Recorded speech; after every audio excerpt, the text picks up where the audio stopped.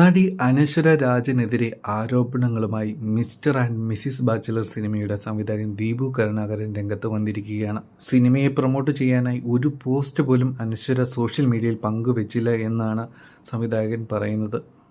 അനശ്വര നഷ്ടപരിഹാരം നൽകേണ്ടി വരുമെന്നാണ് സംവിധായകൻ ഇപ്പോൾ പറയുന്നത്.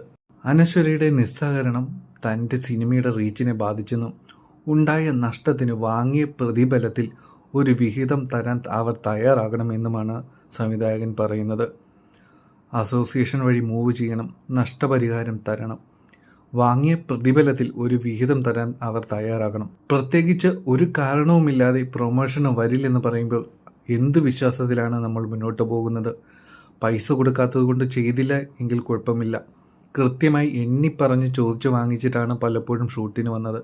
എൻ്റെ കയ്യിൽ മെസ്സേജുകളുണ്ട് എന്നും ദീപു പറയുകയാണ്. ഈ സിനിമയിലെ പ്രധാന കഥാപാത്രം നായികയായ അനശ്വര തന്നെയാണ്.